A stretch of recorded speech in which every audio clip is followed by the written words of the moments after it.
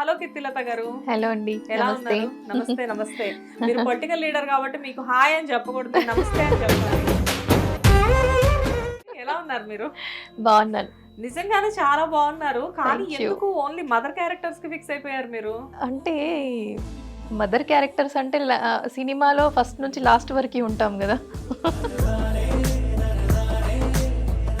70 movies ఆ! చేసారా? Almost దగ్గర పడ్డాయి. దాటుతున్నాయి గూడా.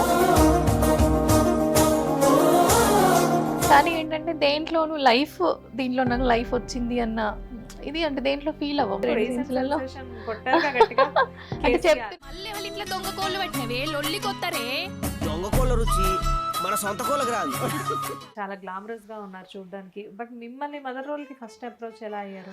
అంటే స్టార్టింగ్ వచ్చేది రాగానే మదర్ రోల్స్ ఏం చేయలేదు. వైఫ్ క్యారెక్టర్స్, సిస్టర్ క్యారెక్టర్స్, వదిన ఎన్ని గెటప్ అని అన్ని గెటప్స్‌లో క్యారెక్టర్స్ చేయలేదు.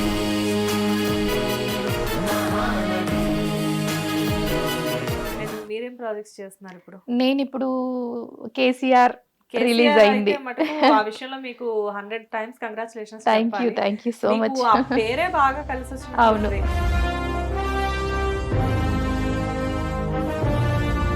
పార్టీ ఇప్పుడు ప్రెజెంట్ కొంచెం వెనకబడి ఉన్నప్పటికీ కూడా ఏం వెనకబడలేదండి. అన్నిట్లోనూ ముందే ఉన్నాం. అన్నిట్లో ముందే ఉన్నారా? Yes. ఓకే. ఎందుకంటే ఈ మార్పు కూడా మంచిదే. కేసీఆర్ గారు, కేటీఆర్ గారు ఎంతో సేవలు చేశారు. సో అలాంటి టైంలో అన్ని రకాలుగా బాగుంది అనుకున్న టైంలో అసలు పార్టీ ఓడిపోవడానికి కారణం ఏమై ఉంటుంది? పార్టీ ఓడిపోవడానికి కారణం ముఖ్యంగా ఒక అబద్ధాన్ని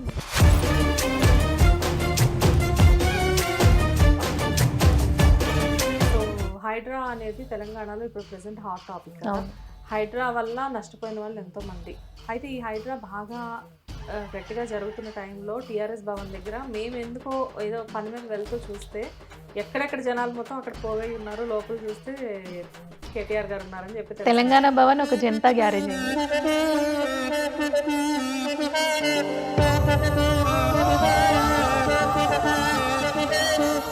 ఎవరు కష్టమని మా జనతా గ్యారేజ్కి వచ్చినా వాళ్ళ కష్టాలను తీర్చడమే పనిగా చర్చలు జరుగుతాయి.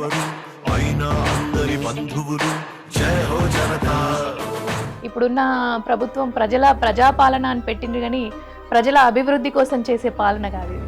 ఇంతసేపు వాళ్ళ జేబులు నింపుకునే పాలన, వాళ్ళ వెనుక వాళ్ళు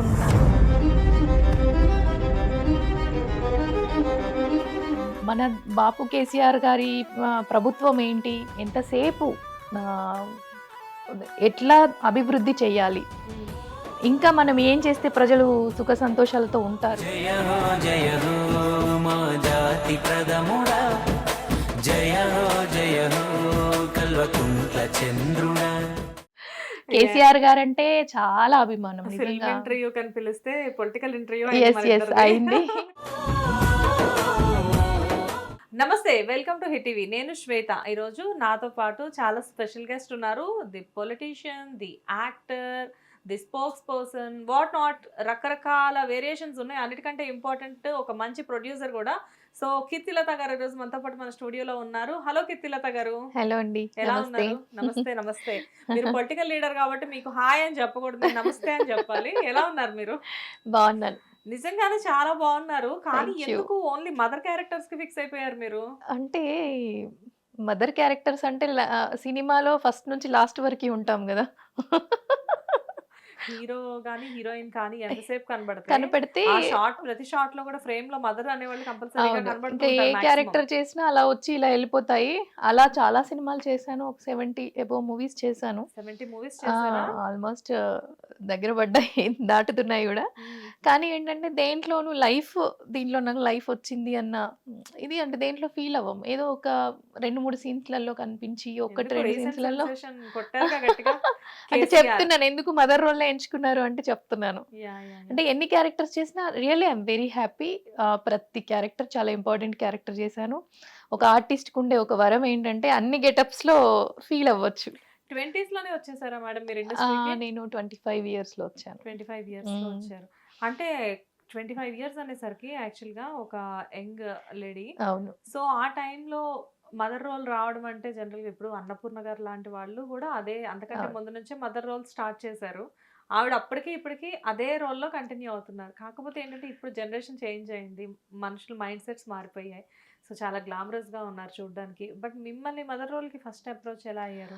అంటే స్టార్టింగ్ వచ్చేది రాగానే మదర్ రోల్స్ ఏం చేయలేదు. వైఫ్ క్యారెక్టర్సు, సిస్టర్ క్యారెక్టర్సు, వదిన, ఇంట్లో సర్వెంట్ గాని, doctor, lawyer, police any getup అని అన్ని గెటప్స్‌లో క్యారెక్టర్స్ చేశాను. ఫస్ట్ ఏం మదర్‌గా ఏం రాలేదు. కాకపోతే ఏంటంటే నాకొచ్చిన రోల్స్‌లో కొంచెం నేను ట్రెడిషనల్‌వి ఎంచుకోవడం, కొంచెం గ్లామర్‌గా వచ్చినవి నేను రిజెక్ట్ చేయడం. ఎందుకంటే నేను మ్యారేజ్ తర్వాత నేను ఫీల్డ్‌కొచ్చాను కాబట్టి, అందులో తెలంగాణ నుంచి వచ్చాను కాబట్టి, కొంచెం మనం పెరిగిన వాతావరణం గానీ, ఇది గానీ యాక్సెప్ట్ చెయ్యదు. సో, నేను పర్మిషన్ తీసుకొనొచ్చాను కాబట్టి, మన ఇంట్లో వాళ్ళు మనల్ని నమ్మి పంపించినప్పుడు వాళ్ళ విలువలు కూడా మనం కాపాడాల్సిన బాధ్యత మన మీద ఉంటది కాబట్టి, చాలా జాగ్రత్తగా నాకు నచ్చినవి, అందరూ మెచ్చేవి క్యారెక్టర్స్ నేను ఎంచుకొని ముందుకెళ్ళాను. కానీ ఒక యాక్టర్‌గా ఫస్ట్ ఇండస్ట్రీకి వచ్చిన తర్వాత ఆ రోల్, ఈ రోల్ అని చూడలేం కదా! ఎందుకంటే అక్కడ పెర్ఫార్మర్‌ని మాత్రమే యెస్. చూస్తాం జనరల్‌గా స్క్రీన్ మీద. అందుకే అన్ని రోల్స్ చేశాను. ఓన్లీ గ్లామరస్ రోల్స్ మాత్రమే చేయలేదు. ఓకే. ఇప్పుడు వన్స్ ఒక అమ్మాయి వచ్చిన వెంటనే గ్లామర్‌గా కొంచెం కనిపిస్తే ఇంకా ఇంకా అలాంటివే వస్తూ ఉంటాయి. కానీ నేనేంటంటే నన్ను నేనే అందరు తిట్టేవాళ్ళు అప్పలమ్మలాగా ఏంటి ఇండస్ట్రీలో ప్రెజెంట్ మ్యారేజ్ అయిన తర్వాత కూడా గ్లామర్ రోల్స్ చేస్తున్నారు. ఎవరిని తప్పు పట్టడానికి లేదు. నేను నా పరిస్థితులు, నేనొచ్చిన సిట్యుయేషన్స్ చెప్పాను కదా! నాకేంటంటే నన్ను నమ్మి పంపించినందుకు నా విలువలు కాపాడుకుంటూ నేను నా ఫ్యామిలీ విలువలు కూడా కాపాడాలనేది ఒకటే నేను మనసులో పెట్టుకున్నాను. అవి మాత్రమే చేస్తూ వచ్చాను. ట్రెడిషనల్ క్యారెక్టర్స్ చేయాలని డిసైడ్ అయ్యాను. ఎందుకంటే ఆఫ్టర్ మ్యారేజ్ ఎవరు ఒప్పుకోరు కామన్‌గా. టిపికల్ తెలంగాణ నుంచి కరీంనగర్ మాది. అసలు కామన్‌గా ఏంటంటే నిజంగా ఇండస్ట్రీ అంటే తప్పుగా చూడడం అది ఇది అని ఒకప్పుడు ఉండేది. అంటే నేను వచ్చినప్పటికి కూడా అలాగే అనేవాళ్ళు. అదంతా మిత్ మేడం. చాలా మంది అదే అదే చెప్తారు చెప్తారు. అంటే అందరి దృష్టిలో అలా పడిపోవడం వల్ల ఏంటంటే, అమ్మో వద్దు ఇండస్ట్రీయా ఆఫర్ వచ్చింది అనంగానే అమ్మో వద్దు అనే అంటారు. ఇప్పటికి అలాంటిది. కరీంనగర్ పక్కన విలేజ్. ఏ village ma'am? Mallapur. Mallapur and చర్లబుత్కూర్లో మా అమ్మమ్మ వాళ్ళ ఊరు చర్లబుత్కూరు. అక్కడ పుట్టి పెరిగి ఎవ్రీథింగ్ అంతా అక్కడే. ఇంకా పేరెంట్స్ మమ్మీ డాడీదేమో మల్లాపూర్. విలేజ్ మల్లాపూర్ మీద ఉన్న అభిమానంతోటేనా మీ ఓన్ మూవీ మీరు ఏదైతే మూవీ ప్రొడ్యూస్ చేశారో భీమదేవరపల్లి బ్రాంచ్ మూవీ అక్కడే తీశారు? అవునండి, అవును. అంటే నా కథకి కూడా ఆ లొకేషన్స్ బాగా నేను ఎంచుకున్న కథకి లొకేషన్స్ బాగా యాప్ట్ అయ్యాయి. అండ్ మా గ్రామ ప్రజలు అందరూ కూడా నన్ను సొంత బిడ్డలాగా ఆదరించి అందరూ బాగా సపోర్ట్ చేశారు. అంటే నాకు అక్కడైతే ఈజీ అవుతుంది కదా! నేను ఇంకెవరినో వెళ్ళి రిక్వెస్ట్ చేయాల్సిన అవసరం కానీ అది లేకుండా నా మూవీకి ఏవైతే లొకేషన్స్ కావాలో అన్నీ అక్కడ దొరికిపోయాయి. అందుకే అదే విలేజ్‌లో చేసాము. అండ్ అంటే జనరల్‌గా మీరు ఒక ఆర్టిస్ట్ కమ్ పొలిటీషియన్. ఇటు పొలిటికల్‌గా బీఆర్ఎస్‌లో బాగా బిజీగా ఉన్నారు. And at the same time అంటే లాస్ట్ మీరు ఎప్పుడైతే మూవీ ప్రొడ్యూస్ చేశారో అప్పుడు ఆల్రెడీ మీరు పార్టీలో ఉన్నారు. అప్పుడు బీఆర్ఎస్ లీడింగ్‌లో ఉంది కదా! అవును. సో ఇటు పొలిటికల్‌గా బిజీగా ఉండి అటు మూవీ ప్రొడ్యూస్ చేసి అటు దగ్గరుండి పనులన్నీ చూసుకోవడం అండ్ ఇటు పక్కనేమో ఆర్టిస్ట్‌గా మూవీస్ చేస్తున్నారు, సీరియల్స్ చేస్తున్నారు. అన్నీ ఎలా మేనేజ్ చేసుకున్నారు అసలు? ఇంకా చేసుకోవాల్సిందే తప్పదు. అంటే ఎందుకంటే మీరు ఆల్రెడీ పర్సనల్‌గా ఒక హౌస్ వైఫ్ రోల్ ప్లే చేస్తున్నారు. Yes. ఇద్దరు పిల్లలకి తల్లి. సో ఇంట్లో అటు ఆ క్యారెక్టర్ ప్లే చేయాలి. Yes. అది ఒరిజినల్ క్యారెక్టర్. ఇంకా మీకు దొరికే సగం టైంలో మిగతా క్యారెక్టర్స్ అన్ని ప్లే చేయడం అంటే పాసిబిలిటీ ఎలా అని? అంటే పాసిబిలిటీ ఏంటంటే మనకి ఇంట్లో సపోర్ట్ ఉన్నప్పుడు మనం ఏదైనా సాధించగలుగుతాం. హస్బెండ్ సపోర్ట్ చాలా ఎక్కువ యాహ్! ఉంటుందా? అందరి సపోర్ట్ ఉండడం వల్లనే నేను నిజంగా ఇంతవరకు రాగలిగాను. ముఖ్యంగా నా పిల్లలు. పిల్లలు. ఇద్దరు పిల్లలు. పెద్ద బాబు బీటెక్ అయిపోయింది. హ్మ్.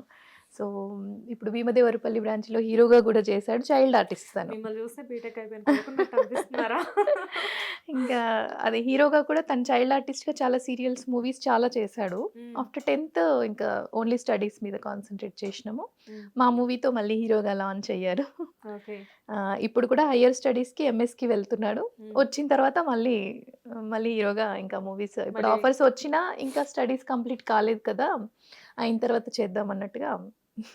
కానీ భీమదేవరపల్లి బ్రాంచ్ అనేది అసలు ఆ మూవీ సబ్జెక్ట్ అనేది ఒక డిఫరెంట్ కాన్సెప్ట్ అది. అవును. ఒక అతను అకౌంట్‌లో మనీ పడడం. అది ఆ కాన్సెప్ట్ మీద నడుస్తూ ఉంటది మూవీ అవును. అంతా. ఒక రకంగా చెప్పాలంటే ఒక మోసం, ఒక కుట్ర, ఒక అమాయకత్వం వీటన్నిటికీ మధ్యలో జరిగే ఒక పాత్ర. సో మీ అబ్బాయి హీరోగా చేసినప్పటికీ కూడా అందులో అంజీ బాబు గారు Yes, అనే yes. ఒక పర్సన్ ని మీరు మెయిన్ రోల్ ఇవ్వడం జరిగింది, అందులో లీడింగ్ రోల్. అంటే ఏ కాన్ఫిడెన్స్ తో మీరు న్యూ ప్రొడ్యూసర్ అప్పుడు మీరు అది మీకు డెబ్యూ ఫిల్మ్ అవును ప్రొడ్యూసర్ గా, అవును సో ఏ కాన్ఫిడెన్స్ తో మీరు అసలు వాళ్ళందరినీ తీసుకొని పెట్టడం జరిగింది? ఎందుకంటే అందులో ఉన్న క్యారెక్టర్స్ అన్ని కూడా కొత్త క్యారెక్టర్స్, అవును. అందరూ ఎవరు సీనియర్స్ ఎవరు లేరు అందులో. Seniors బలగం లేరు. తాత వీళ్ళే కదా అవును అందరూ. అవును ఉమ్, అయితే కథని నేను కథనే హీరోగా అనుకున్నాను. యాక్చువల్గా నాకు కథనే ప్లే చేస్తుంది అక్కడ రోల్ అనేది. ఆ కథకి మనం యాక్చువల్గా లీడ్ రోల్స్ ఇవన్నీ కూడా మనం ప్యాడింగ్ ఆర్టిస్టులతో మంచి ఆర్టిస్టులతో వెళ్తే కమర్షియల్గా హిట్ అవుతుంది. కానీ నేను యాక్చువల్గా మిడిల్ క్లాస్ ఫ్యామిలీ నుంచి వచ్చాను. యాక్చువల్గా ప్రొడ్యూసర్ అవ్వాలి అని కానీ అవుతాను అని కానీ ఎప్పుడూ అనుకోలేదు. ఉమ్, అంటే నేను చేస్తాను అన్న దీంట్లో ఏం లేను. బట్ నేను యాక్చువల్గా నేను ఒక యూట్యూబ్ ఛానల్ పెట్టుకున్నాను ఎప్పుడు కోవిడ్లో. ఉమ్, కోవిడ్లో మణికొండ మహాలక్ష్మి అని యూట్యూబ్లో ఛానల్. ఎప్పుడు కోవిడ్లో అందరము ఇళ్ళల్లో ఎవరి ఇళ్ళల్లో వాళ్ళు లాక్డౌన్లో ఉన్నప్పుడు పిల్లలు కూడా కాలేజ్ లేకుండా ఇంట్లో ఉండేవాళ్ళు కదా. వాళ్ళు కెమెరా ఎడిటింగ్ అంతా చేస్తుంటే నేనే డ్యూయల్ రోల్గా చేసేదాన్ని. ఉమ్, మహాలక్ష్మి వెంకటలక్ష్మి అని, మణికొండ మహాలక్ష్మి అని. నేను మణికొండలో స్టే చేస్తాను హైదరాబాద్లో. ఉమ్, ఇంకా ఆ పేరుతో ఆ ఛానల్ పెట్టినప్పుడు ఏంటంటే నేను కథలు రాసుకుంటాను. నాకు కథల మీద కొంచెం గ్రిప్ ఉంది. ఉమ్, అంటే పర్ఫెక్ట్గా ఫ్రెండ్స్ కూడా ఉన్నారు. ఏదైనా కథ అనుకున్నప్పుడు నాతో ఎలా ఉంటుందమ్మా చెప్పు అని అంటే నేను చెప్తా, అరే పర్ఫెక్ట్గా గెస్ట్ చేయగలిగినావు అట్లా అంటే నాకు కూడా కథలు రాసుకునేదాన్ని. అలా ఉన్నప్పుడు మేము ఒక బుక్ రిలీజ్ చేసాము. నేను ఏదైతే డైరెక్టర్తో సినిమా చేశానో ఆ బుక్ రిలీజ్ చేసిన టైంలో బుక్లో ఉన్న కథలు నాకు బాగా నచ్చినాయి, ఉమ్, నాకు కనెక్ట్ అయినాయి. సో ఇవిని మనం వీటిని వెబ్ సిరీస్గా చేద్దాము అని డిస్కస్ చేస్తున్నప్పుడు నేను పొలిటికల్గా మీటింగ్స్కి అటెండ్ అవ్వడం రావడం ఇదంతా ఉంటుండే. అప్పుడు ఒక ఇష్యూ జరిగింది. ఉమ్, ఇది లైవ్గా అంటే నిజంగా జరిగిన కథని డైరెక్టర్ నాకు ఇది చేస్తే బాగుంటుంది కదా సిస్టర్ అని అడిగారు. ఓకే. నాకు బాగా కనెక్ట్ అయిందనమాట. ఎందుకంటే ఐ మీన్ టు పార్టీ కూడా కాబట్టి. జన్ధన్ ఖాతాలు అనే ఒక స్టోరీ మీద నిజంగా జరిగిన అందరూ నమ్మి ఒక అమాయకమైన ప్రజలు ఏంటంటే డబ్బులు వేస్తాము 10 లక్షలు డబ్బులు వేస్తాము అనగానే అందరు అకౌంట్లు ఓపెన్ చేస్తారు. అనుకోకుండా అదే అకౌంట్లో డబ్బులు పడడం వల్ల కేంద్ర ప్రభుత్వం వేసింది అనుకొని వాళ్ళు వాడుకున్న తర్వాత ఈ డబ్బులు మీవి కావు మళ్ళీ బ్యాంకుకి తిరిగి కట్టాలి అని బ్యాంకర్స్ రావడము. ఉమ్, ఖర్చు అయిపోయినాక నేను ఎలా ఇవ్వాలి అంటే నాయి అని వాడుకోగానే ఎలా ఉంటుంది అవును. అప్పుడు వాళ్ళు పడ్డ తంటాలు. అండ్ దీంట్లో ఏమేమి చూపించామంటే విలేజ్లో ఉండే ప్రేమలు, ఉమ్, కష్టం వస్తే అంటే ఒకరు బాగుపడుతున్నారు అన్న ఒకరు ఏదన్నా ఉన్నా ఎట్లా కొట్టుకుంటారో ఉమ్. మళ్ళీ ఒకరికి కష్టం వచ్చింది అంటే కూడా అంతే ప్రేమగా దగ్గరికి వస్తారు మా Exact వాళ్ళు గా, అని. ఆ, అక్కడ ఏం జరుగుతుందో ఆ కథలో మీరు అదే అదే చూపించారు. చూపింది. ఒరిజినల్గా బయట ఎలా ఉంది ఆ సమాజంలో అనేదాన్ని కథలో నేను చూపించాలనుకున్నాము. బాగా అందరూ కూడా దీనికి బెస్ట్ పొలిటికల్ సెటైర్ అవార్డు వచ్చింది. అంటే ప్రస్తుత రాజకీయ పరిస్థితుల మీద కూడా, ఉమ్, అంటే మనం ఒకే పార్టీకి సంబంధించింది కూడా కాకుండా అన్ని రకాలుగా పార్టీలకు సంబంధించింది, ప్రజలు ఎలా ఫీల్ అవుతున్నారు, అసలు జరిగే సంఘటనలు ఏంటి, ఉమ్, అసలు ఎందుకు ఇలా జరుగుతుంది ఏంటి అనే దాని మీద ఒక సామాజిక కోణంతో తీసిన పిక్చర్ కాబట్టి దీనికి బెస్ట్ పొలిటికల్ సెటైర్ అవార్డు వచ్చింది. నా లైఫ్లో నిజంగా ఒక మర్చిపోలేని ఘట్టం. నాకు నిజంగా కళ్ళల్లో నీళ్లు తిరిగిపోయాయి ఆ క్షణం. ఎందుకంటే అవార్డు తీసుకునే ఆ సందర్భంలో దాసరి గారి award um. The best political satire ఒక 5 మూవీస్కి ఇచ్చారు. వావ్. ఏ movies? Baby, Samajavaragamana, writer and first Balagam, second Bheemadevarapalli branch, baby, Samajavaragamana, writer. ఈ 5 మూవీస్కి డిఫరెంట్ అవార్డ్స్ వచ్చినాయి. దీంట్లో మనది political satire, the best political satire award. మంచి మూవీస్. యా అన్నీ కూడా అంటే అంత పెద్ద బడ్జెట్ సినిమాల ముందు నా చిన్న బడ్జెట్ సినిమా ఒకటి. రెండోది నేను ఒక మధ్యతరగతి కుటుంబం నుంచి వచ్చి ఒక ఆర్టిస్ట్గా చేసుకుంటూ ఎన్నో కష్టాలు పడుతున్న టైంలో నేను కూడా యాక్చువల్గా ఒక కాజ్ కోసం పక్కన పెట్టుకున్న డబ్బులు నాకు ఈ లైన్ నచ్చగానే ఓకే దీన్ని చిన్న బడ్జెట్తో చేద్దామని స్టార్ట్ చేసినాము. అంటే చెయ్యడం చిన్న బడ్జెట్తో చేసినాం, ఇంకా చిన్నగా అనుకున్నాము. సో కొంచెం పెరిగిన ఓకే ఇట్స్ ఓకే అని చెప్పేసి మూవీ తీయడం జరిగింది, రిలీజ్ చేయడం జరిగింది. మైత్రి మూవీ మేకర్స్ డిస్ట్రిబ్యూటర్స్ రిలీజ్ చేశారు. మ్మ్. ఇప్పుడు అమెజాన్ ప్రైమ్ లో ఉంది, అవును, భీమదేవరపల్లి Prime లో ఉంది. బ్రాంచి అని నేను కొడితే 1 ఇయర్ వస్తుంది. బ్యాక్ ఎగ్జాక్ట్లీ 1 ఇయర్ కంటే బిఫోరే 1 ఇయర్ బ్యాక్ ప్రైమ్ లోనే చూసాను మూవీ అది. అవును. చూసి ఆ ఏమో ఎలా ఉంటుందో సరే చూద్దాం అన్నట్లు చూసా. అసలు చాలా ఇంట్రెస్టింగ్ అనిపించి అదే అవును. టైంలో ఆ మూవీలో చాలా మంది ఆర్టిస్టులతో ఇంటర్వ్యూస్ చేయడం జరిగింది వేరే ఛానల్లో. రీసెంట్ గా ఇక్కడ మన హిట్ లో అంజుబాబు గారితో ఒక 1 మంత్ బ్యాక్ ఇంటర్వ్యూ చేశాను. చేసినప్పుడు ఇదే డిస్కషన్ వచ్చింది అనమాట. మిమ్మల్ని పెట్టి అసలు ఆ ప్రొడ్యూసర్ ఎలా అనుకున్నారు సార్ అసలు అంటే, అసలు వాళ్ళు ఎలా ధైర్యం చేశారో నాకు ఇప్పటికే తెలియదు అండి, అది ఒక మెరాకిల్ నా లైఫ్ లో అని చెప్పేసి అన్నారనమాట. నిజంగా అంటే అంజీబాబు గారికి లైఫ్ లో ఇలాంటి క్యారెక్టర్ మళ్ళీ పడుతుందో పడదో చెప్పలేం, కానీ this is the best character actually. చాలా బాగా చేశారు, మంచి ఆల్మోస్ట్ నటుడు. సినిమా మొదటి నుంచి చివరి వరకు మొత్తం తందే ఉంటుంది అవును, కదా. మీ అవును. బాబు హీరో అయినప్పటికీ కూడా అవును. మీరు పార్షియాలిటీ ఎక్కడా అంటే చూపించకుండా నన్ను చాలా మంది కోప్పడ్డారు, అంటే నా వెల్ విషర్స్ కానీ ఈవెన్ మా సిస్టర్స్ డాటర్ వీళ్ళందరూ కూడా ఏంటంటే, సినిమా చూసిన తర్వాత అదేంటి నువ్వు అన్నయ్యని అంత తక్కువ చిన్న రోల్ చేసావు, పెద్ద రోల్ వేరే వాళ్ళది ఉంది అంటే, మనం కథ మీద వెళ్తాం తప్ప మన కోసం సినిమా చేసుకోలేదు. కథ మీద సినిమా చేసాం కాబట్టి కథకు తగ్గట్టుగా చేస్తాం. ఇప్పుడు నేను మా బాబుని హీరోగా చేయాలనుకుంటే బాబు కథనే ఎంచుకునేదాన్ని. అదే కదా. అదేంటంటే కథలో వచ్చింది కాబట్టి ఓకే, బాబు చిన్నప్పటి నుంచి చైల్డ్ ఆర్టిస్ట్ కాబట్టి యాప్ట్ అవుతేనే పెట్టుకోమని చెప్పాను డైరెక్టర్కి. పర్ఫెక్ట్ ఉంటాడు అని పెట్టారు తప్ప, అంటే నేను ఇప్పుడే ఇంకా స్టార్ట్ చేయాలి అని అనుకోలేదు. ఎందుకంటే స్టడీస్ అన్నీ కంప్లీట్ అయిన తర్వాత వాళ్ళ కెరీర్ ఇది అని డిజైన్ చేసుకుని వాట్ నెక్స్ట్ నువ్వేం అవ్వాలనుకుంటున్నావు అప్పుడు అవ్వమని చెప్పాను నేను. సో అనుకున్నామా అనుకోకుండా ఫైనల్ ఇయర్లో చాలా తక్కువ డేట్స్లోనే బాబు క్యారెక్టర్ కూడా ఒక 10-15 డేస్ పర్మిషన్ తీసుకొని చేసాము. ఇప్పుడు బీటెక్ అయిపోయింది బాబు. తర్వాత మళ్ళీ హీరోగా తప్పకుండా ఎంట్రీ ఇస్తాడు ఆఫ్టర్ స్టడీస్. అండ్ మీరేం ప్రాజెక్ట్స్ చేస్తున్నారు ఇప్పుడు? నేను ఇప్పుడు కేసీఆర్ రిలీజ్ అయింది. ఆ విషయంలో మీకు 100 times congratulations. Thank you so much. ఆ పేరే బాగా కలిసి అవును, వచ్చినట్టు. ఎందుకంటే పొలిటికల్ వైజ్ గా కూడా మీరు బీఆర్ఎస్ లో ఇప్పుడు ప్రెసెంట్ లీడర్ గా ఉన్నారు. ఆల్మోస్ట్ 15 years నుంచి పోరాటం సమయం నుంచి ఉన్నానండి. ఓకే, సో అప్పటి నుంచి ఉన్నారు. సో 2009 ఆల్మోస్ట్ అవును. 2009 నుంచి మీరు బీఆర్ఎస్ లోనే ఉన్నారు. అప్పుడు టీఆర్ఎస్. అవును, టీఆర్ఎస్. అండ్ తర్వాత ఇప్పటికీ కూడా పార్టీ ఇప్పుడు ప్రెసెంట్ కొంచెం వెనకబడి ఉన్నప్పటికీ కూడా ఏం వెనకబడలేదండి, అన్నిట్లోనూ ముందే ఉన్నాం. అన్నిట్లో ముందే ఉన్నారు. Yes. ఎందుకంటే ఈ మార్పు కూడా మంచిదే, ప్రజలకి కూడా తెలియాలి. ఇప్పుడు మార్పు మంచిదే. ఎందుకు అంటే ఎప్పుడు మనము అన్ని పెట్టుకుంటూ పోతే ఏది తెలీదు, ఒకసారి మనం లేకపోతేనే తెలుస్తుంది. కేసీఆర్ గారి విలువ ఏంటి, ఎంత అభివృద్ధి చేశాడు, మన డ్రైగా ఉన్న తెలంగాణని ఒక బంగారు తెలంగాణలో ఎట్లా తీర్చిదిద్దాడు, ప్రపంచ దేశాలు తిరిగి చూసేలాగా ఎట్లా చేసిండు, ఇవన్నీ కూడా ఎవరు గుర్తించలే. ఏం చేసిండు ఏం చేసిండు ఏం చేసిండు అని మాట్లాడినరు. ఇప్పుడు ఈ రోజున తెలుస్తుంది అసలు ఏం చేసిండు అనేది కేసీఆర్ గారి విలువ ఇప్పుడు తెలుస్తుంది. సరే, మా సంగతి వదిలేసేయండి. కామన్ పీపుల్ డెఫినెట్ గా కేసీఆర్ గారన్నా కేటీఆర్ గారన్నా ఆ పార్టీకి సంబంధించిన వాళ్ళు ఎవరన్నా కానీ మాకు 100% అభిమానం అయితే 100% ఉంటుంది. కాకపోతే ఏంటంటే కేసీఆర్ గారు కేటీఆర్ గారు ఎంతో సేవలు చేశారు. హైదరాబాద్ డెవలప్మెంట్కి యాజ్ ఐటీ మినిస్టర్గా అయినా కేటీఆర్ గారు ఐటీ పీపుల్ అందరికీ ఆయన చాలా ఫేవరెట్. అవును.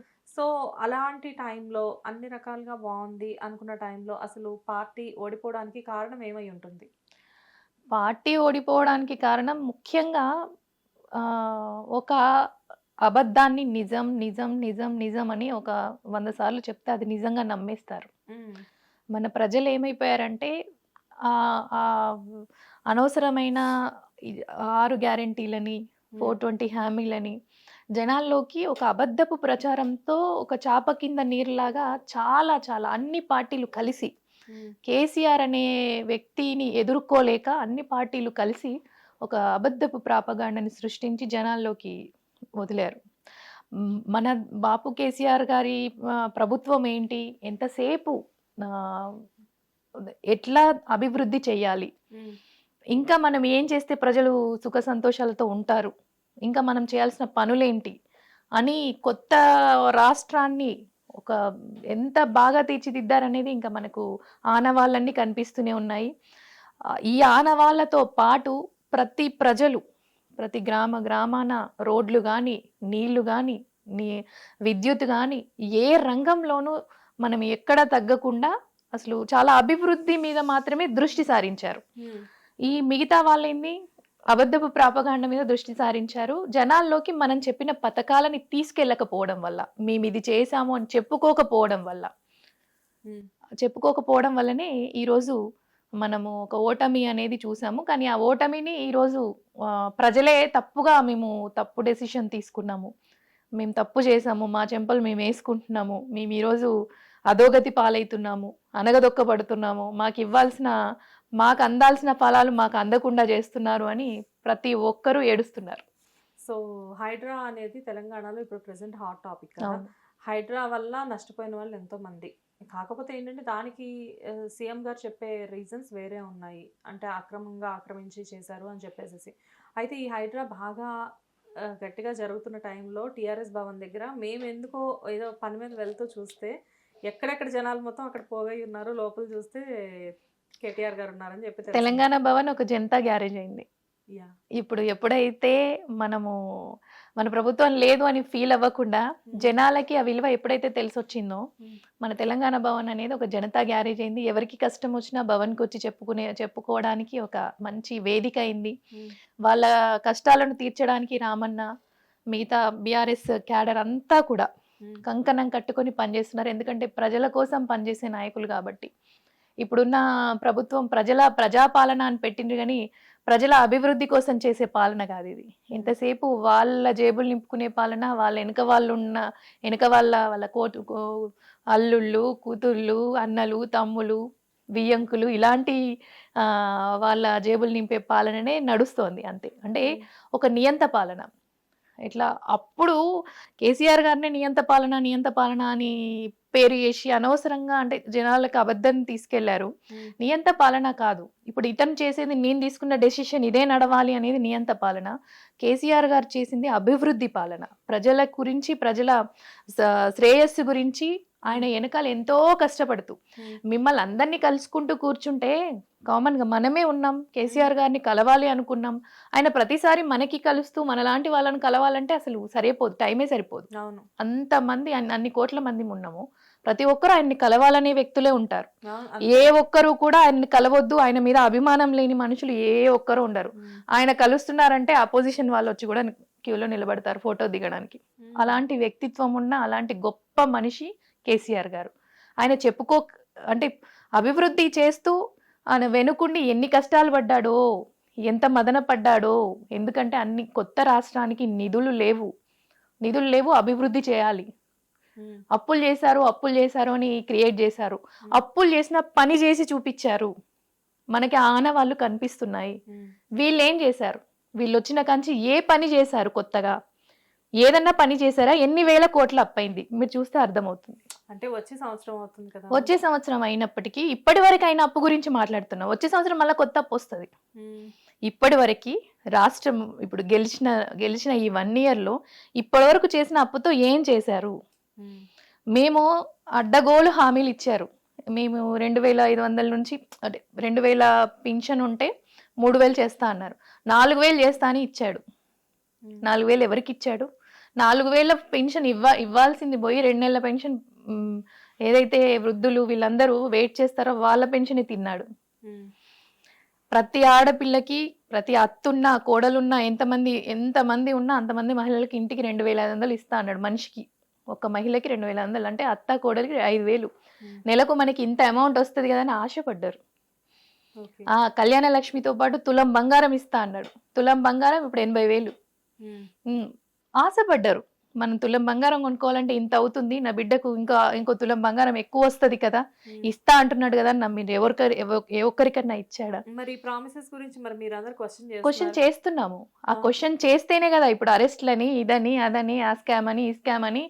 అంటే ఈ డైవర్షన్ అన్నమాట. మేము ఎప్పుడైతే క్వశ్చన్ చేస్తున్నామో వీటన్నిటిని డైవర్షన్ చేయడానికి మాత్రమే ఇవన్నీ ముందుకు తీసుకురావడం. ఈ కార్ రేస్ అన్నాడు, దాంట్లో తప్పేముంది? మన డెవలప్మెంట్ చూపించుకోవడంలో తప్పేముంది? అదొక ప్రెస్టీజియస్ దీనిగానే తీసుకొచ్చారు. దానిలో జిహెచ్ఎంసి నుంచి నేను ఫండ్ ఇంత మన డెవలప్మెంట్ కోసమే ఇచ్చాను అని ఒప్పుకున్నారు. ఆ ఒప్పుకున్న ఎన్ని అబద్ధాలు అసలు. అన్ని అబద్ధపు పాలన, రాక్షస పాలన, దుశ్శాసన పాలన, ఏ ఒక్కరు హ్యాపీగా లేరు. రైతులు ఎంతో కష్టపడి ధాన్యం పండించి కుప్పలు పోసుకొని అరగోస పడుతున్నారు.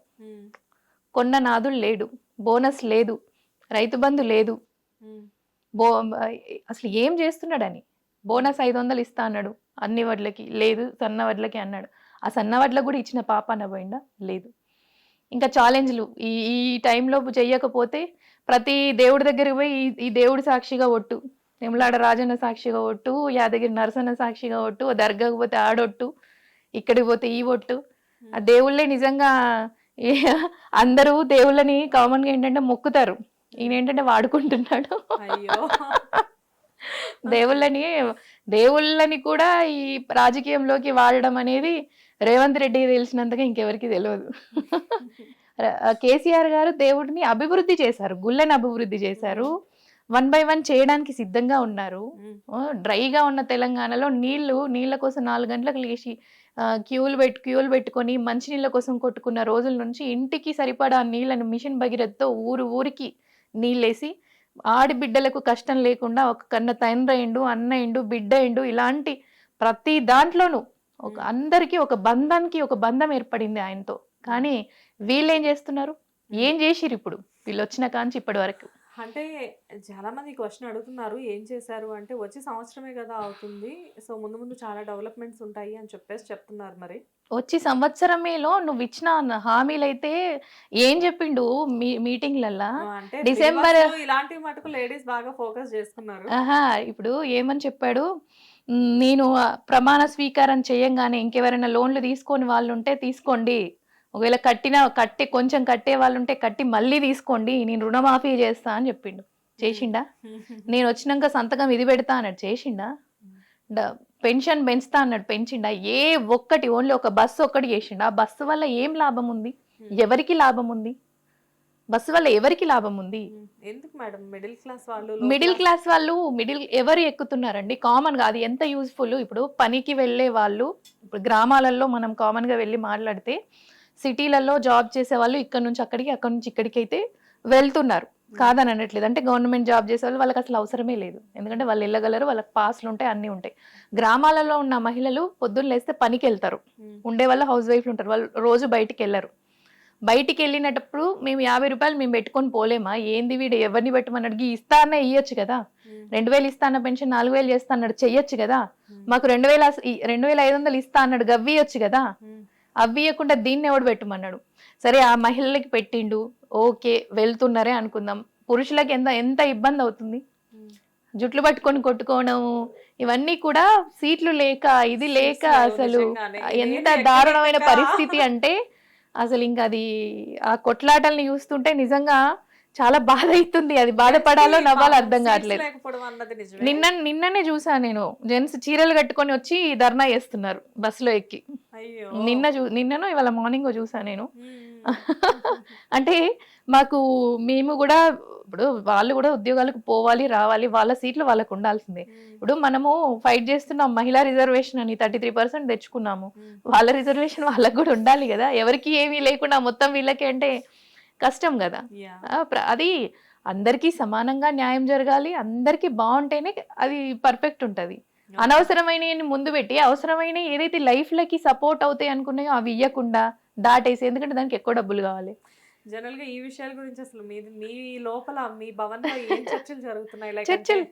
చర్చలు ఏమి ఉండవండి, ప్రజా సమస్యల మీద పోరాటం తప్ప కొత్తగా చర్చలు పెట్టుకోవడానికి ఏమీ లేదు.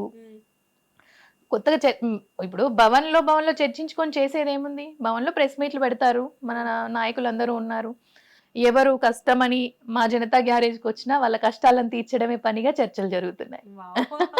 ఇప్పుడు బీఆర్ఎస్ భవన్ మీరు జనతా గ్యారేజ్, అది జనాలే పిలుచుకుంటున్నారు అట్లా.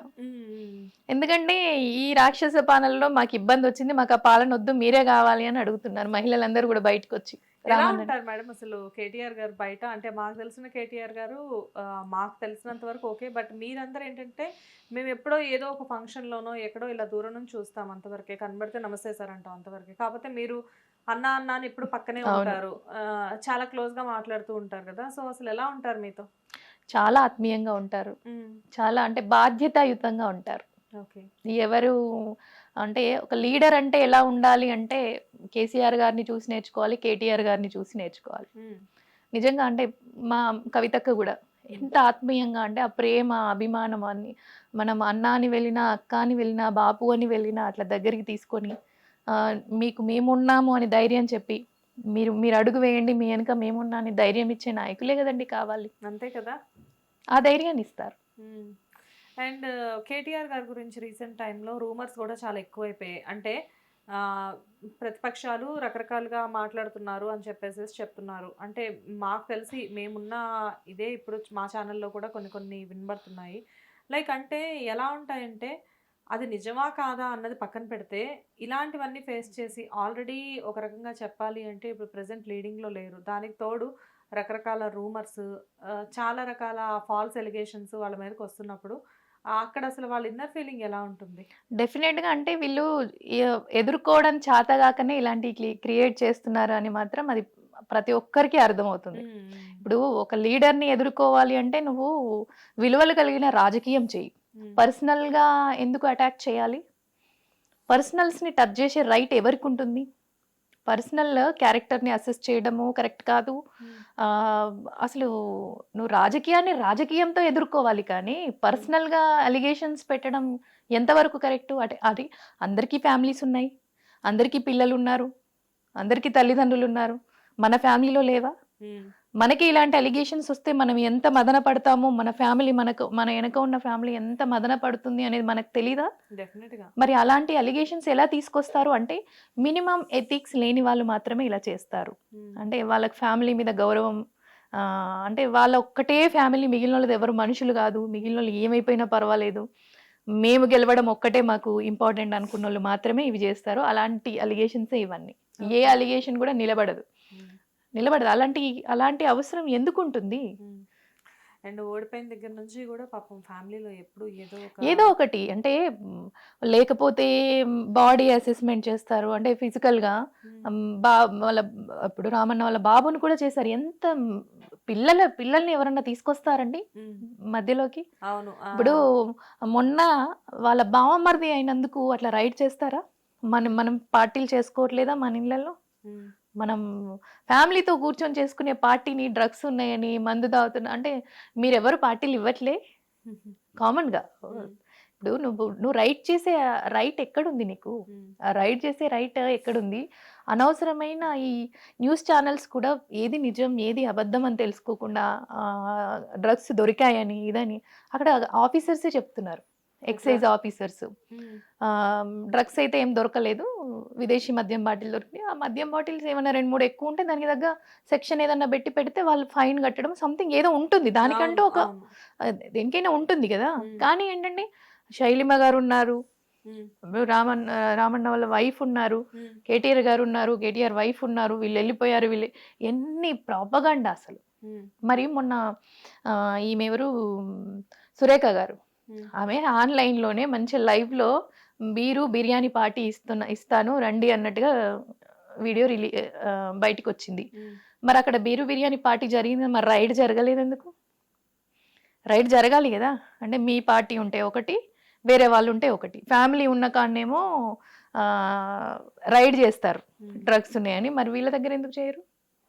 చేస్తే అందరికి ఒక్కలాగానే ఉండాలి కదా, మరి ఎందుకు చెయ్యరు? అది ప్రజలు క్లియర్గా అబ్జర్వ్ చేస్తున్నారు. ప్రజలకి బాగా అర్థమవుతుంది ఎవరి పాలన ఏంటి, ఎవరి విలువలు ఏంటి, ఎవరేంటి.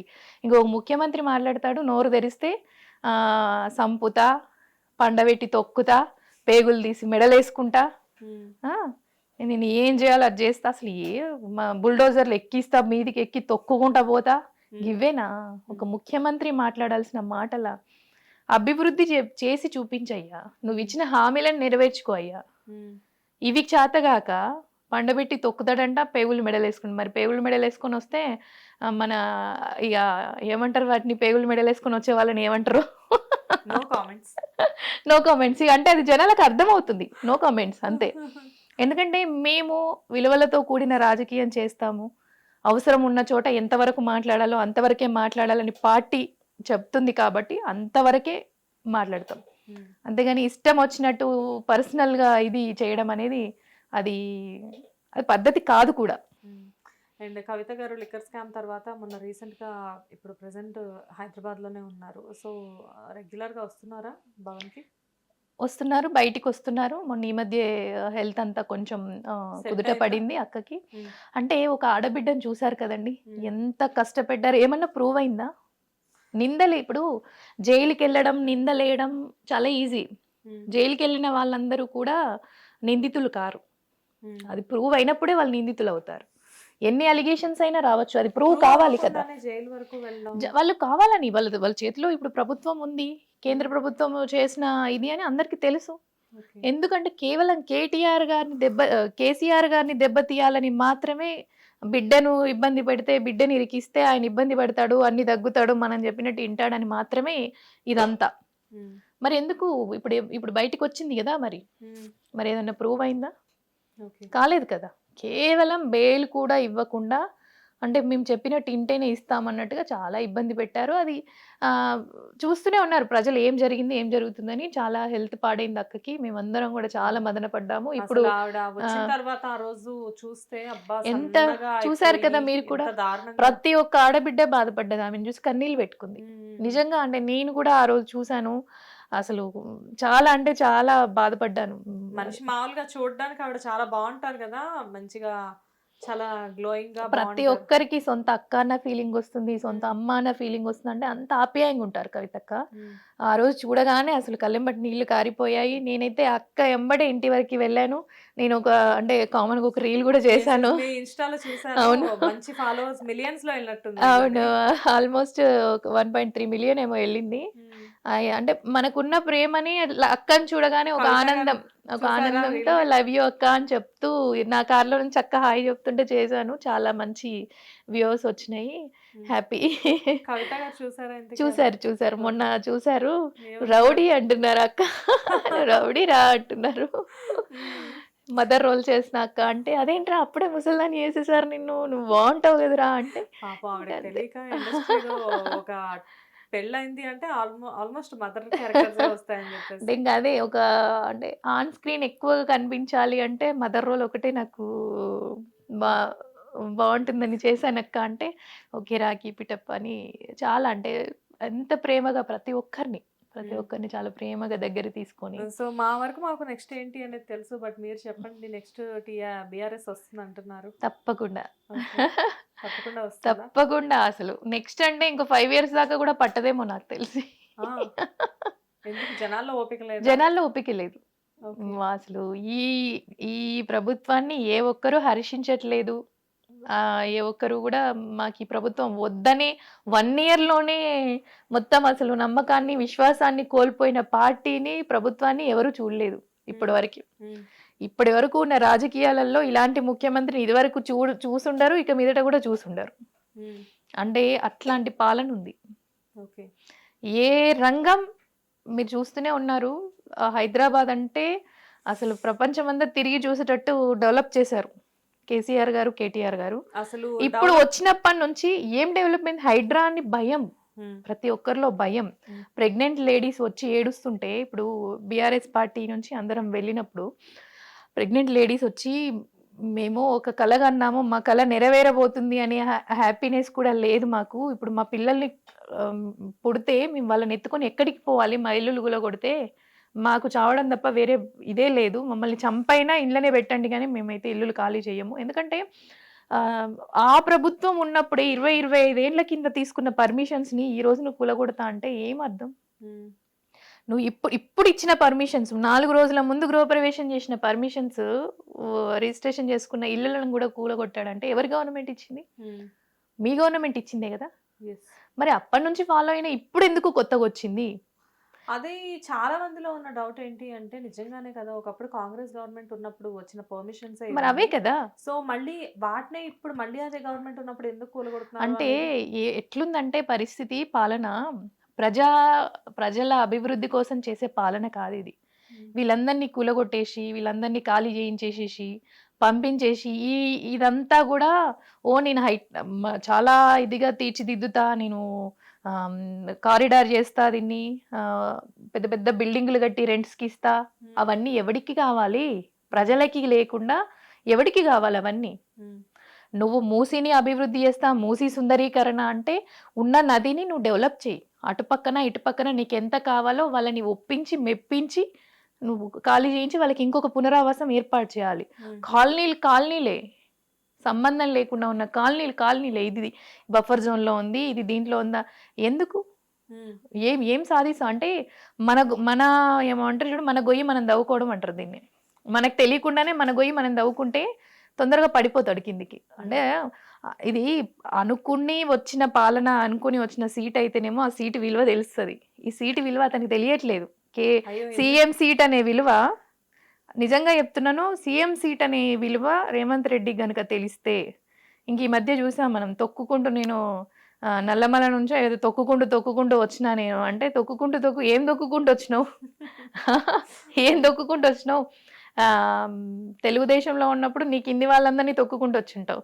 కాంగ్రెస్లోకి వచ్చి మంచి పెద్ద పెద్ద లీడర్స్ అందరినీ తొక్కి ఈరోజు సీఎం కుర్చీలో కూర్చున్నావు. ఆ కుర్చీ విలువ నీకు తెలుస్తలేదు. సీఎం అంటే ఫాదర్ ఆఫ్ ది స్టేట్, ఉమ్, ఎంతమందికి ఆదర్శంగా ఉండాలి. ఉమ్, నాకు వచ్చిన ఈ అవకాశాన్ని నేను ప్రజల గుండెలలో నిలిచిపోవాలి, నేను ఉన్నా లేకున్నా చరిత్రలో నిలిచిపోవాలని పనిచేసేవాడు నాయకుడు, ముఖ్యమంత్రి. సో మీకు ఇష్టమైన సీఎం ఎవరు మేడం? నాకు కేసీఆర్ గారు. కేసీఆర్ గారి కంటే ముందు రాజశేఖర రెడ్డి గారు ఉన్నారు, అంతకంటే ముందు అంటే రాజశేఖర రెడ్డి గారి మధ్యలో రోషే గారు, కిరణ్ కుమార్ రెడ్డి నాకు గారు పివి వచ్చారు. నరసింహారావు గారు చాలా ఇష్టం. అవునా? నాకు మంచి అంటే ఆయన నాయకత్వం, ఆయన చేసిన డెవలప్మెంట్, మన ఇండియా డెవలప్ అయిందంటే ఆయన వల్లనే. పివి నరసింహారావు గారు అంటే చాలా ఇష్టం. ఓకే.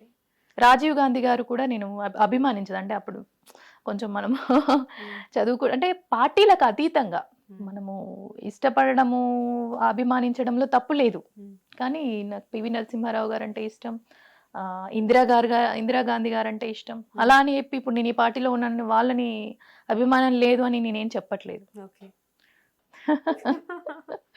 కేసీఆర్ గారు అంటే చాలా అభిమానం ఫిల్మ్ నిజంగా. ఇంటర్వ్యూ కని పిలిస్తే పొలిటికల్ ఇంటర్వ్యూ ఎస్ అయింది. అదే చెప్తున్నాను. ఇప్పుడు కేశవ చంద్ర రమావత్ అనే సినిమాలో కేసీఆర్ గారు అంటే నేను దేవుళ్లాగా భావించే వ్యక్తి. ఎందుకంటే నాకు చాలా అభిమానం. నేను అదే రాగానే చెప్పారు, ఫాదర్ లాగా నాకు ఆయన అంటే అలాంటి వ్యక్తి పేరుతో వచ్చే సినిమాలో నేను ఉండడం అనేది నిజంగా ఉండడం, మీకు ఒక మంచి క్యారెక్టర్ రావడం, క్యారెక్టర్ అంతకంటే మంచి గుర్తింపు రావడం. అండ్ నేను ఇందాక మనం బయట ఒక 10 నిమిషాలు కూర్చుంటే మీకు బోల్డ్ అని కాల్స్ వస్తున్నాయి. అన్ని కాల్స్, వీడియో కాల్స్ చేసి వీడియో కాల్స్, సినిమా చూసొస్తున్నాము, బాగున్నాయి, నీ క్యారెక్టర్ చాలా బాగుంది అని కాల్స్ వచ్చింటే నిజంగా అంటే ఒక ఆర్టిస్ట్ గా ఇంకేం కావాలండి. హరీష్ రావు గారు చూసారంట కదా మ్యామ్? నిన్న చూసారు. ఏమంటున్నారు హరీష్ రావు గారు? చాలా బాగుందన్నారు. చాలా మంచి సినిమా తీశారు. అంటే ప్రతి ఒక్క కోణం, అంటే ఒక హైదరాబాద్ అభివృద్ధిని ఏంటి, ఎవరన్నా కొత్త వాళ్ళు వచ్చి అసలు మీ హైదరాబాద్లో ఏముంది అని అడిగితే ఈ సినిమా చూపిస్తే సరిపోతుంది. అవునా? మీ కేసీఆర్ గారు అసలు ఏం చేయలేదు అని అనేవాళ్ళు చాలా మంది ఉన్నారు కదా, ఓ మహానుభావులు. అలాంటి వాళ్ళకి ఈ సినిమా చూపిస్తే తెలుస్తుంది ఏం చేశాడు అని, ఎలాంటి అభివృద్ధి చేశాడు అని. హరీష్ అన్న నిన్న నన్ను కూడా బాగా చేసావమ్మా అని అప్రిషియేట్ చేశారు. రియల్లీ హ్యాపీ, చాలా హ్యాపీ అనిపించింది. అంటే ఒక నటికి, ఒక నటులకి, ఎవరికైనా ఏ నటులకైనా వాళ్ళు నటించిన నటన బాగుంది అని చెప్తే అది కోట్లతో సమానం. అంటే ఒక న్యూస్ రీడర్ గా మీ జర్నీ స్టార్ట్ చేశారు, లైక్ అంటే ఒక యాంకరింగ్ పొజిషన్ తోటి. అంటే యాంకరింగ్ చేయలేదు నేను, కానీ అవ్వాలి అనుకున్నాను. నేను న్యూస్ రీడర్ అవ్వాలి అని అనుకున్నాను. మీరు న్యూస్ రీడర్ గానే కదా మొదలు పెట్టింది. అవును. సో అలా మొదలు పెట్టి ఫైనల్ గా ఒక యాక్టర్ గా అనుకోకుండా అవకాశం వచ్చింది, ఆర్టిస్ట్ గా. అంటే ఒక క్లాసికల్ డాన్సర్ ని నేను అన్ని సకల కళా వల్లభరాలు అంటారు కదా మీరు, అది కానీ ఏంటంటే క్లాసికల్ డాన్స్ గా ఫుల్ ఫ్లెడ్జ్డ్ గా నేర్చుకోలేకపోయాను. అప్పటికి మ్యారేజ్ అవ్వడం, బాధ్యతలు అన్నీ కూడా రావడంలో నేర్చుకోలేదు. కానీ ఇష్టం నాకు. నేను జాబ్ చేస్తున్నప్పుడు ఒక ప్రోగ్రాంలో ఇట్లా క్లాసికల్ ప్రోగ్రామ్ జరుగుతుంటే నేను చేస్తాను అని చెప్పి ఒక 1 వీక్లో ప్రాక్టీస్ అయ్యి ప్రోగ్రామ్ ఇస్తే అక్కడ నాకు ఈ అవకాశం వచ్చింది. మూవీలో చేయండి అమ్మా, మాది నడుస్తుంది, బాగున్నారు అని. మా బాబుతో నాకు భయం ఏంటంటే నాకు నిజంగా తెలియదు. అంటే భయం అంటే నాకు చేయాలని ఉన్నా ఫ్యామిలీని ఒప్పించి అప్పటికి ఒక లైఫ్లోకి వెళ్ళాము, మ్యారిటల్ లైఫ్లో ఉన్నాము, అందరు పర్మిషన్ తీసుకొని చేయాలి అని మా బాబుకుంటే చెప్పండి అన్నాము. బాబు సెలెక్ట్ అయ్యారు. షూటింగ్కి బాబుతో కూడా వెళ్తే అక్కడ కూడా అడిగారు సేమ్. ఇంకా అప్పుడు మా ఇంట్లో అందరిని పర్మిషన్ అడిగి అడుగు పెట్టాను.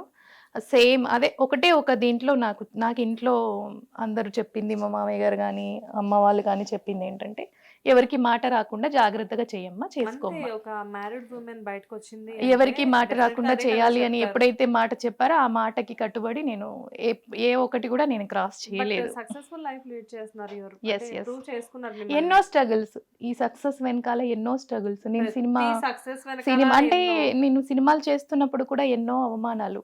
ఓ మ్మ్. సినిమాలకు పోయిందంట, ఇదంట అదంట అట్లా ఇక ఉంటాయి కదా రూమర్స్, మీకు తెలిసే ఉంటాయి. అవునవును. ఆ, ఒక టైప్ చూడడము, ఒక టైప్ అవమానించడము. మిమ్మల్ని ఆ, ఊళ్ళోనా ఎవరినైనా, నన్నే కాదు, బయటికి చెప్పుకుంటారో లేదో తెలియదు కానీ ప్రతి ఒక్కరికి అలాగే చూస్తారు. మ్మ్. అంటే ఏదో అదేం తప్పు, తప్పు కాదు కదా మేడం, అది వాళ్ళకి profession తెలీదు. కదా. ఆ ప్రొఫెషన్ యాక్చువల్గా అన్ని జాబుల్లాగా ఇదొక జాబు. మ్మ్. బట్ బయటికి వెళ్తే మళ్ళీ ఫోటోలు దిగడానికి ఎగబడతారు. అదే కొంచెం అటు ఇటు పోయి మళ్ళీ తప్పుగా మాట్లాడతారు. ఇదేదో తప్పుడు ఇది అన్నట్టు. కానీ దాని విలువ ఏంటి అనేది ఎవరికి తెలియదు. మేడం, ఒక 70mm స్క్రీన్ మీద ఒక ఆర్టిస్ట్ గా కనబడాలి అంటే ఎంత అదృష్టం ఎంత ఉండాలి. అదృష్టం ఉండాలి, అది ఎంత స్ట్రగుల్ అయితే వస్తుంది. అంటే నాకైతే అంటారు కదా, కలామ తల్లి కాస్త కూస్త దయ తలిస్తేనే ఆ అవును. అదృష్టం దొరుకుతుంది అని చెప్పేసి. సో అలాంటి అదృష్టం దొరికే వాళ్ళు ఎంతో చాలా తక్కువ మంది తక్కువ మంది ఉంటారు. ఉంటారు.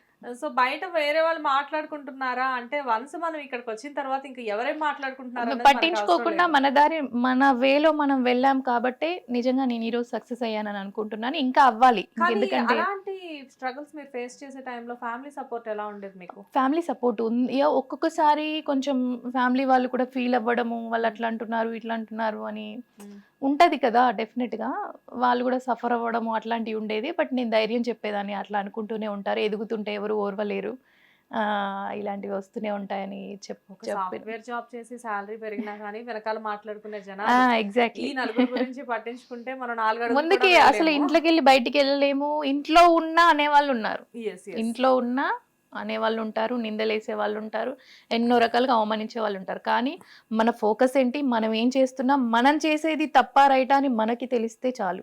Exactly. నేను అదే ఫాలో అయ్యాను, ఫాలో అవుతూ ఉన్నాను కూడా. Super. నేను సినిమా తీసినప్పుడు కూడా నవ్వారు, ఈ అమ్మాయి ఏంటి సినిమా తీస్తుందా, ఎంతో మంది అవమానించారు, నవ్వారు, ఎగతాళి చేశారు. అంటే నా ముందు బాగానే ఓ అవునా చేస్తున్నావు అమ్మ అనేవాళ్ళు, పక్కకి వెళ్ళి నవ్వుకునేవాళ్ళు. కానీ అలాంటి నవ్విన వాళ్ళ ముందే నేను రిలీజ్ చేసి ప్రూవ్ చేసుకున్నాను. హిట్ అంటే మీరు పెట్టిన మనీకి ప్రాఫిట్ వచ్చిందా? మేము పెట్టింది అయితే మాకు వచ్చేసింది. మీరు ఇంకా పెట్టింది. ప్రాఫిట్ అంటే ఇంకా నడుస్తుంది. ఇంకా రైట్స్ అన్ని ఇంకెవరికి అమ్మలేదు, మా దగ్గరే ఉన్నాయి. సో డెఫినెట్గా నేనైతే దాంతో సక్సెస్ అయ్యానని ఫీల్ అవుతున్నాను. ఎందుకంటే అయ్యాను కూడా, మంచి అవార్డు తీసుకున్నాను ఎంతో మంది ఇండస్ట్రీ పెద్దలందరి ముందు. అల్లు అరవింద్ గారు, దిల్ రాజు గారు, ఎస్వి కృష్ణారెడ్డి గారు, ఎంతో మంది, సి కళ్యాణ్ గారు, అంటే పెద్ద పెద్ద ప్రొడ్యూసర్స్ అందరూ కూడా ఆన్ స్టేజ్ ఉండంగా, సినిమాటోగ్రఫీ మినిస్టర్ గారు, ఎవ్రీవన్ ఒక 5 సినిమాలకే వచ్చింది, అందులో నా సినిమా ఉంది. నేను ఆ స్టేజ్ మీద ఉన్నాను అంటే నా బ్యాక్గ్రౌండ్ మొత్తం రీల్ తిరిగింది నాకు. అంటే నేను ఏ స్టేజ్ నుంచి వచ్చాను, నేను ఎంత కష్టపడ్డా, ఆ సినిమా తీయడానికి నేను ఎంత కష్టపడ్డానని ఒక రీల్ అట్లా తిరిగింది అనమాట. అంటే ఏది అంత ఈజీ కాదు. కాదు. ఆ సక్సెస్ అయిన తర్వాత అబ్బా వీళ్ళకేంటి అంటే, ఇప్పుడు ఒక పెద్ద యాక్ట్రెస్ కానీ ఒక పెద్ద హీరో కానీ ఎవరైనా కనబడినప్పుడు వీళ్ళకేంటి, వీళ్ళ లైఫ్ దేవుడు ఇలా డిజైన్ చేసి పెట్టాడు అంటే, నిజంగా దేవుడు కాదు డిజైన్ చేసింది, వాళ్ళ లైఫ్ ని వాళ్ళే డిజైన్ చేసుకున్నారు. ఆ స్ట్రగుల్స్ డిజైన్ చేసాయి. కాకపోతే జనాలు ఏంటంటే చాలా తొందరగా ఏదో జరిగిపోయింది వీళ్ళ లైఫ్ లో, మిరాకిల్ జరిగిపోయింది అనుకుంటారు కదా. అక్కడ మిరాకిల్ కాదు, వెనకాల ఎన్ని పెయిన్స్ ఉంటాయో పాపం వాళ్ళకే అవును. తెలుసు. ఇప్పుడు కొంతమందికి ఎట్లుంటదంటే అండి, వచ్చిన కొద్ది కాలంలోనే లైఫ్ వస్తుంది, కొద్ది కాలంలోనే సక్సెస్ అవుతారు. ఉమ్. అది వాళ్ళ అదృష్టం అంతే. కొంతమందికి ఎంతో కష్టపడితే, ఎంతో దూరం నడిస్తే గానీ గమ్యాన్ని చేరుకోలేరు, సక్సెస్ అయినామని ఫీల్ అవ్వలేరు. నేను ఇప్పటికీ ఫీల్ అవుతున్నాను, నేను ఇంకా సక్సెస్ కాలేదని. అంటే ఓకే, ఇప్పుడు కేసీఆర్ గారి మూవీతో నాకు ఒక మంచి నేమ్ వచ్చింది, ఐఎమ్ వెరీ హ్యాపీ. అంటే దీంతో ఒక థ్రోట్ సినిమా అంతా నా భీమదేవరపల్లిలో బ్రాంచ్లో కూడా, అంటే అది నా సినిమాలో నేను చేసుకున్నా అనే ఒక ఫీలింగ్ ఉండేది. బట్ ఈ సినిమా ఎవరు రికమెండ్ చేయకుండా నా సినిమా చూసి బాగా నటించారు అనే ఒక దీంతో పిలిచి నాకు దీంట్లో క్యారెక్టర్ ఇచ్చి రియల్లీ అసలు చాలా హ్యాపీగా ఉంది. సినిమా అంతా ఉండడం, నాకు ఆర్టిస్టులు కానీ అందరూ కూడా full length full length character ఆడుతూ పాడుతూ చేసాము. అండ్ ఒక sentiment musical hit, emotional hit, ముఖ్యంగా కేసీఆర్ అనే సెంటిమెంట్ నాకు అందుకే రాగానే ఫస్ట్ అన్న మీకు కేసీఆర్ అనే పేరు బాగా కలిసి అవును వచ్చినట్టు కలిసి వచ్చింది. నేను అభిమానించే ఇక నాకు ప్రాణంగా భావించే ఒక వ్యక్తి పేరుతో ఉన్న సినిమాలో చేయడం అనేది హ్యాపీ. చాలా సంతోషంగా ఉన్నాను. ప్రొడ్యూసర్స్ ఉన్నారు యాక్చువల్ గా రాకేష్ గారు కానివ్వండి, సుజాత గారు కానివ్వండి, అసలు ఎలా ఉండేవారు? చాలా జోవెల్గా ఉంటారు. మన బయట మనం ఇప్పుడు జబర్దస్త్లో వాళ్ళు ఎట్లా నవ్వుతూ ఉంటారు అట్లే ఉంటారు. సెట్లో కూడా చాలా నవ్వుతూ చాలా అందరినీ కూడా దగ్గరికి తీస్తూ ప్రేమగా ఉంటారు. మంచి క్యూట్ కపుల్, మంచి వ్యక్తులు. అలాంటి వ్యక్తులు ఇంకా ఇంకా ఇంకా సక్సెస్ అవ్వాలి, ఇంకా ముందుకు రావాలి. చూడండి ఆ రోజు ప్రీ రిలీజ్ ఈవెంట్ రోజు కూడా ఆయన కోసం ఎంత మంది వచ్చారు. అవును, జబర్దస్త్ టీం అంతా కదిలింది. అవును అవును, ఫ్యాన్ బేస్ అనేది సంపాదించుకున్నారు. ఆ టీమ్ లో ప్రేమ ముఖ్యంగా ఏంటంటే ఏదో మొహమాటానికి వచ్చే ఇది వేరే ఉంటుంది, వాళ్ళ లోపల నుంచి వచ్చే ప్రేమ వేరే ఉంటుంది. వాళ్ళు చాలా అభిమానంతో ప్రేమతో వచ్చిన వాళ్ళు. అసలు ఎంత అనసూయ కూడా ఆ రోజు ఇట్రారా అనుకుంటూ హగ్ చేసుకొని, రోజా గారు అయితే నిజంగా ఎవ్వరికి అంత టైం ఇచ్చి ఉండరండి. ఫంక్షన్ స్టార్ట్ అయినప్పటి నుంచి లాస్ట్ ఎండింగ్ మనిషి వరకు కూడా ఆవిడ షాల్స్ వేసి మెమోంటోస్ ఇచ్చి ప్రతి ఒక్కరితోటి ఫొటోస్ దిగి ఎవరిని హట్ చేయకుండా చాలా పేషెన్స్తో, అంటే నా కొడుకు సినిమా అని చెప్పేసి ఒక తల్లిగా వచ్చానని చెప్పి చెప్పడం అనేది నిజంగా చాలా అసలు ఒక ఎమోషనల్. ఈ నిజంగా సినిమాలో ఏదైతే ఎమోషనల్గా ప్రతి ఒక్కరు కన్నీళ్ళు పెట్టుకొని బయటకు వస్తున్నారో అక్కడ కూడా ఫంక్షన్స్లో కూడా అదే జరిగింది. అంటే వాళ్ళ మంచితనం. ఎవరైనా మనల్ని బట్టే అవతల వాళ్ళు ఉంటారు. నేను మంచిగా మాట్లాడితే మీరు ఇంకో 4 సార్లు మంచిగా మాట్లాడతారు, మీరు మంచిగా మాట్లాడితే నేను ఇంకో 4 సార్లు మీతో టచ్లో ఉంటాను, వస్తాను, మన ఫ్రెండ్షిప్ కంటిన్యూ అవుతుంది. కానీ ఏ ఒక్క చోట మనది అరగంటగా కనిపించినా ఇంకోలా కనిపించినా అది ముందుకెళ్ళదు. డెఫినెట్ గా మేడం. అంటే ఎలా ఉంటుందంటే ఇక్కడ పొలిటికల్ గా ఫస్ట్ ఆఫ్ ఆల్ మీ గురించి చెప్పాలంటే ఇటు పొలిటికల్ గా ఇటు మూవీ పరంగా రెండిట్లో లీడ్ చేయాలి అంటే రెండిట్లో కూడా క్యారెక్టర్ అనేది చాలా ఇంపార్టెంట్. అంటే మిమ్మల్ని బట్టే మీ రెస్పెక్ట్ అనేది ఉంటుంది. సో ఇన్ని సంవత్సరాల నుంచి ఇండస్ట్రీలో ఉంటూ పార్టీలో ఉంటూ మీరు అది నిలబెట్టుకుంటూ చాలా బాగా మేనేజ్ చేస్తున్నారు అంటే ఇక్కడే మీ గురించి క్లియర్ గా అర్థమైపోతుంది. అంటే ఎక్కడ కూడా చిన్న మచ్చ లేకుండా ప్రతి చోట మీరు బయటకు వస్తున్నారు. అండ్ రెండిట్లో కూడా ఎక్కడైనా అడ్వాంటేజ్ తీసుకునే పీపుల్ ఉంటారు, కానీ ఎక్కడ కూడా మీరు జాగ్రత్తగా ఉంటూ మీరు అన్నారు కదా ఇందాక, ఎక్కడున్నా కానీ నా లిమిట్స్ లో నేను ఉంటాను. ఎగ్జాక్ట్లీ. అంటే మన థింకింగ్ ని, మన కట్టు, మన బొట్టు, మనం ఇచ్చే రెస్పెక్ట్, మనల్ని మనమే కాపాడుకోవాలి. అది ప్రతి ఒక్క ఉమెన్కి కానీ, అంటే ఇప్పుడు వచ్చే యూత్కి కానీ ఎవరికైనా అది ఏంటంటే మన లిమిట్స్లో మనం ఉంటూ మనం ఇది అని మనమే తెగ ఫీల్ అయిపోయి యారగెంట్గా ఉంటూ ఇవన్నీ కరెక్ట్ కాదు. అలా ఉంటే ఎన్ని రోజులు ఉంటాము? అసలు ఎవరమైనా మనుషులమే, ఇవాళ ఉన్న మనుషులం రేపు ఉంటామో లేమో కూడా తెలియదు. మనం ఇప్పుడు జరిగే ఇన్సిడెంట్స్ అన్ని చూస్తుంటే కూడా ఏం సాధిస్తాము? ఇంకొకరిని బాధ పెట్టి మన వల్ల ఇంకొకరు బాధపడకుండా ఉంటే చాలు అనుకునే రకం నేను. నా వల్ల ఎదుటి మనిషికి జరిగితే మంచే జరగాలి కానీ వాళ్ళు హట్ కాకూడదు, వాళ్ళు ఏ రకంగానూ ఇబ్బంది పడకూడదు అని ఆలోచించే వ్యక్తిని. కాబట్టి నేను ఎక్కడ ఎవరితోనూ ఇప్పటివరకు నేను అంటే నన్ను తప్పుగా చూడడం కానీ, తక్కువగా చూడడం కానీ, ఇవి కామన్ కొంతవరకు ఉంటాయి. బట్ వాళ్ళే తర్వాత నన్ను అర్థం చేసుకుని దగ్గరికి తీసుకొని అంటే ఫ్రెండ్లీగా మూవ్ అయ్యే రోజులు నేను చాలా చూశాను.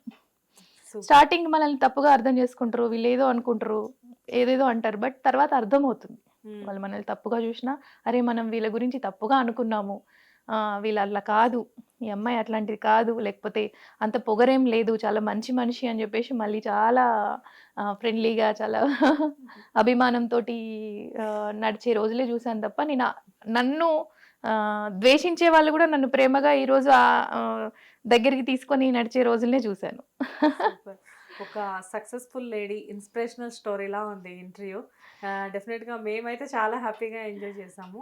And I wish you all the best ma'am. Thank you so much. కానివ్వండి మూవీస్ వైజ్ గా కానీ బిజీగానే ఉన్నారు.